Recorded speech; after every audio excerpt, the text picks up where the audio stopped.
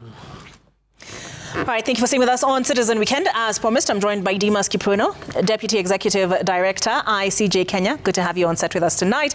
And we're also joined by Davis Tafari, and he is the Creative Director, Social Justice Traveling Theatre. Yeah. I will first seek a reaction from the two of you. The arrest yesterday of 4 filmmakers allegedly involved in the making of the Blood Parliament documentary. The BBC has said they were not. Your initial reactions. I'll start with you, Dimas. My initial reaction is that the Constitution guarantees freedom of expression, guarantees media freedom. And there are channels under our media laws for the state to file any complaints or any concerns about the content that BBC brought out in that documentary.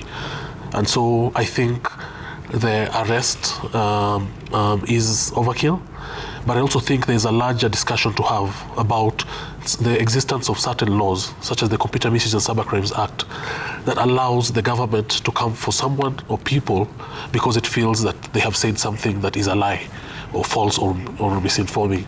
I insist that it is not upon the state to dictate the truth or lies. In an open and democratic society, you're free to say what you want to say, to publish what you want to publish, as long as you do not violate certain tenets of the practice of media or freedom of expression. Mm-hmm. Yeah. How about you, Davis? Your initial reaction? Yeah, I think it was really sad to see the state on it again, to arresting those filmmakers who did actually have done nothing.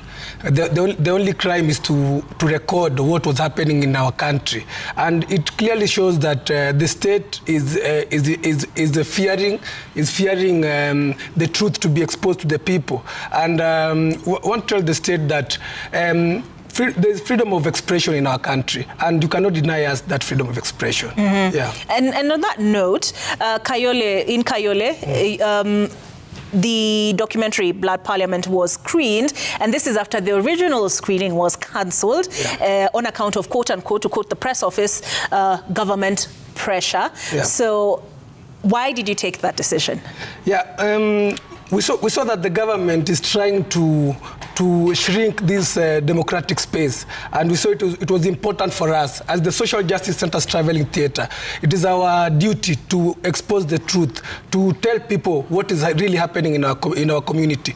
So when we saw that the government has denied the BBC to showcase the documentary, we have it. It is on YouTube in both Kiswahili version and English version. So we saw it it is very important for us as the social justice movement, which organizes at the grassroots level, to make sure that our people know the truth. Our people know that those who killed our people during the Occupy Finance Bill protest. So it was our duty as the social justice movement Traveling Theatre to make sure that we showed our people the truth. All right. Yeah. And we'll get reaction, like what reaction you got after you screened it from your audience. But Dimas, there was a statement which was released, of course, following the arrest of the 4 filmmakers and from the police sector working group. Yes. And the sentiment was, it was shared on your social media platform as well as ICJ Kenya. The sentiment was the focus should be on arresting those spotlighted as having had a hand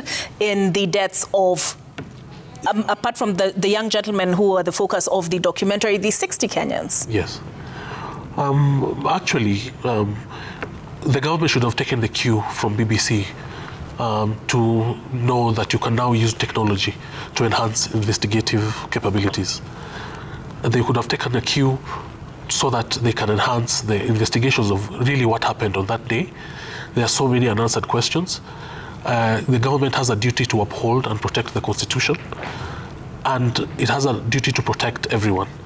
The proclivity to try to muzzle discussion about what we all saw happening about a very important bill is, I think, an affront to the rights of Kenyans.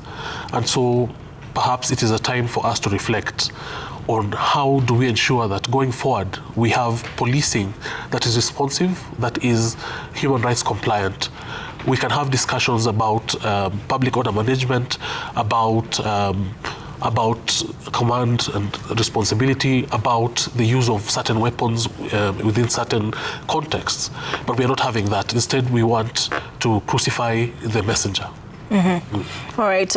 Davis, I promised I'd ask you, when you screened Blood Parliament, what response did you get? Yeah, first of all, right now we've screened it in 3 different informal settlements, and we are continuing to screen it in different informal settlements until it reaches everywhere, in every corner here in Kenya. So when we screened it, first of all, people had tension because they knew the police would be sent to raid us, but that wasn't the case. The community came in good numbers, and after every screening, we had a reflection, and we saw not only the 3 that were killed in Parliament, but there are so many people, more than 60 plus, who were killed during the anti-finance bill protests. And this is our story.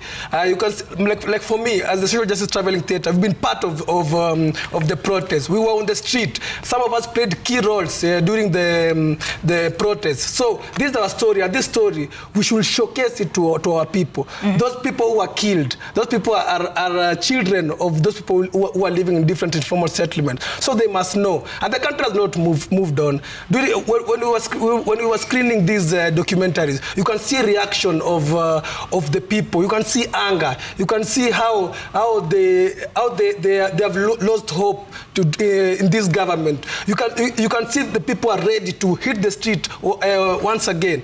So screening this documentary gives also the people to make sure that they do not forget, because in the social justice movement we usually say, remember to remember not to forget. We must remember Rex Masai. We must remember all those who were killed during the Gen Z protests. So these documentaries, when we showcase them in the community, we want to make sure that no one forgets our martyrs, that we remember them and we honor them. Right. Yeah, and we should not betray this struggle, because they did not die in vain. We must make sure that what they were fighting for a better Kenya, it is achieved. All right. Yeah. And you'll speak just after a question I have for you, Dimas, on the role of art as a traveling theatre in advancing democracy. But we had the Butere Girls' Echoes of War, from which we coined the Echoes of Censorship tonight.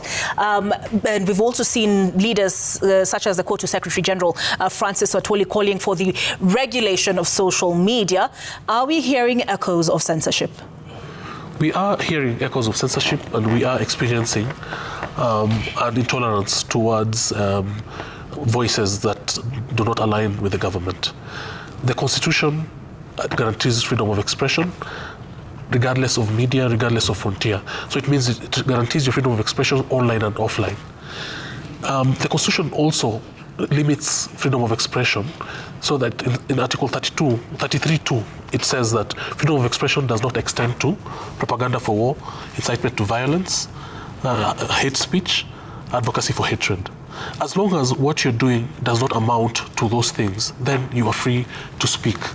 What we see in social media is Kenyans speaking about what they want for themselves. And we've seen leaders have freedom of expression. These leaders in our democracy are able to tell us what they want to do for us, but people have the right to say what they want, to say what is not working, and to look for alternatives. And so when we see that move towards regulation of the social media, we need to regulate it in certain ways. So for example, we need to regulate social media to ensure that we are protecting our children from harmful content. We need to regulate social media so that it does not have hate speech. We need to regulate social media so that big tech platforms do not control our lives in a way that violates freedom of expression or even freedom of opinion. But when it comes to political discourse, the social media should be free for everyone to express themselves about what they want for their country. And that is what democracy and civic space is. All right. Let me ask you, Davis, when you hear that these actions are being taken by government in the interest of national stability, in the interest of the moral fabric, what is your response? I should ask the government, moral fabric for who? In whose interest? Is it in the interest of the people, or in the interest of the few political elite who are controlling us? We can see the killings are continuing.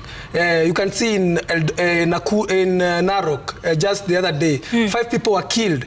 You can see police are being killed by Al-Shabaab each and every day. in our informal settlement, we have youths being killed each and every day. The living conditions in our informal settlements, it is really pathetic. And we can see the government continuing, the people in the government continuing to loot public funds. We do not see any arrest. So we are asking, who are you protecting? Are you protecting us from you, or what are you protecting? So when the government say that they are protecting the moral fabric, we should ask ourselves, in whose interest are they protecting it? Is this for the interest of the people, or is it for the interest of them themselves?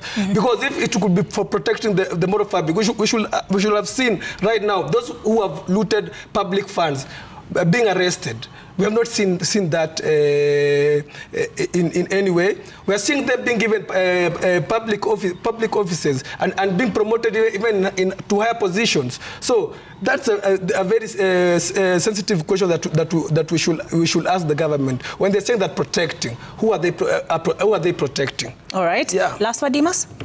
I think since 2007, we've had episodes of public mobilization, of protests. In 1997, we had the IPPG that came out of people going to the streets. We had 2007, we had the anti-IBC protests. We had the 2017 elections. If you follow all these episodes, you find that people lost their lives. However, the political class managed to come together, form alliances or change laws, but who is always left behind? It is the people of Kenya. And so I think we need to emphasize that we need to remember our fallen. We need to ensure that legal and policy changes are made to improve policing for everyone. For sure. Yeah. All right, so this is not a conversation we can exhaust in 10 minutes, but we hope to continue it because it's a pertinent issue. And of course, this year's theme for World Press Freedom Day was around AI. So I will invite you to get into that on another day. But I do want to thank Dimas Kiprono, who is the Deputy Executive Director, ICJ Kenya, and also you, Davis Tafari, that name is very unique, who is the Creative Director at the Social Justice Traveling Theatre. Thank you, gentlemen. We take a break, but continue on the other side. Thank you.